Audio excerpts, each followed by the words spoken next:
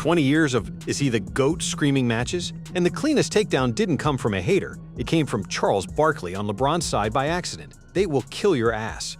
LeBron won't. LeBron James just signed with the Philadelphia 76ers for a 2-year, $8 million deal, and within 24 hours, the two loudest voices in sports media had already run the GOAT conversation into the ground twice, once by having it, and once by admitting it's rigged. Well, I think, number one, it would be incredible. But the number one knock on LeBron for older guys like myself has always been, yo, man, you always stacking your team. He stacked it in Miami. He stacked it in Cleveland.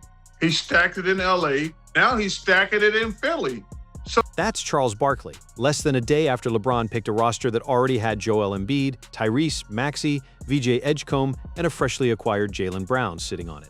Chuck's just naming the pattern out loud, same as he's named it since Miami. Every legacy chapter LeBron writes, somebody else built the outline first. Do you think one person would believe, one person who thinks that Jordan is ahead of LeBron would say, oh, he won 4 championships with 4 different teams, oh, he's number one?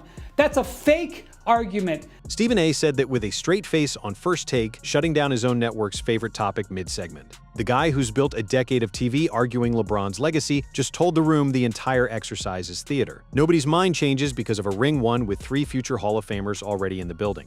Shock, because I thought that if he was going back east, he would go home, that he wouldn't dangle his availability in the face of the Cleveland Cavaliers and then go somewhere else. For him to choose the Philadelphia 76ers, this is a shock among shockers. And Stephen A.'s genuine surprise matters because it tells you this wasn't a legacy pick built around nostalgia. LeBron didn't go home to Cleveland. He didn't run it back with Miami. He signed for the 2-year veteran minimum to be the 4th best player on a roster somebody else had already stacked. 23 days of free agency theater, 3 cities auditioning for him, and the winning bid came from the team that needed him to not get in the way.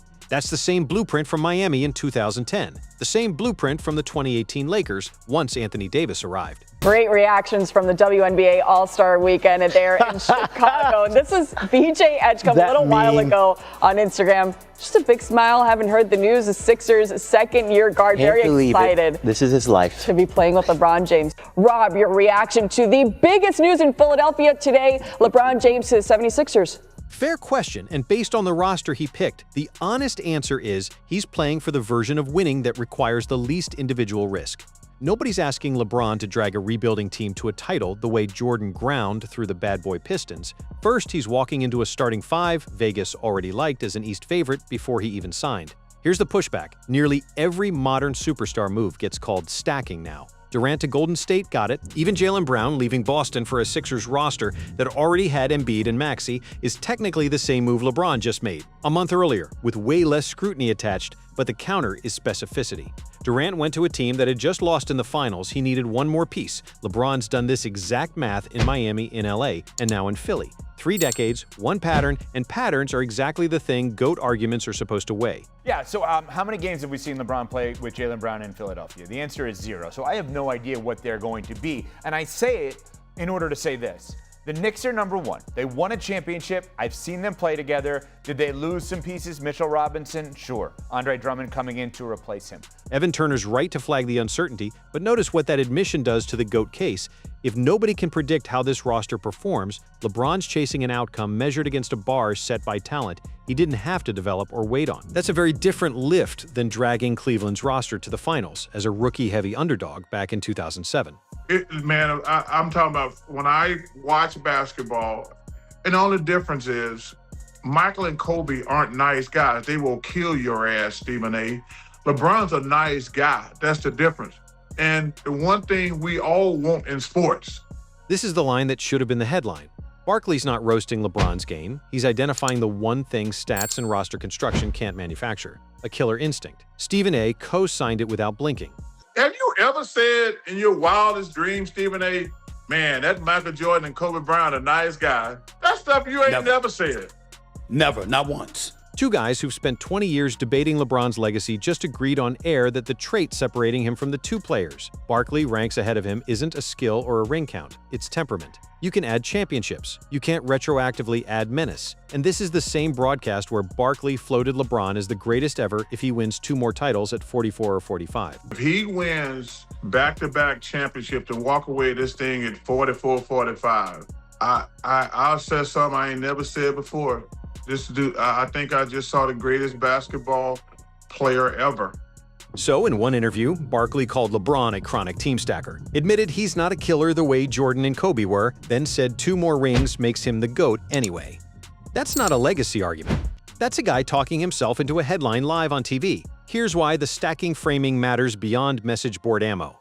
If LeBron wins in Philadelphia, the asterisk isn't going anywhere. He joined a team Vegas already liked before he arrived. If Philly doesn't get there, the accusation gets worse, not better. A star-studded roster that fails doesn't get remembered as a noble effort. It gets remembered as proof the approach was hollow. Zoom out further, and this is bigger than one player. Every future free agent now has a template. Don't build a contender, join one. Meanwhile, Nikola Jokic is still waiting on a second ring carrying a tax-strapped Denver roster on his back, and Anthony Edwards is grinding through Minnesota's incremental math instead of forcing his way onto a finished product. Every time the LeBron path gets rewarded without the asterisk sticking, it's one more signal to the next guy that patience is a sucker's bet. Strip away the golf course profanity and Barkley handed LeBron the most damning honest review of his career, disguised as praise, not a killer. A nice guy said next to 2 names, Jordan and Kobe, who spent their careers making sure nobody ever used that word about them. And Stephen A., the same man who's built a TV empire arguing LeBron's case, agreed with it in real time, then turned around and called the whole GOAT debate fake on a separate broadcast the same week. Maybe that's the real headline. Nobody covering this man's legacy actually believes it's settled by rings or roster construction. They believe it's settled by whether he ever, even once, stops being the nice guy in the room. 2 decades in, still waiting.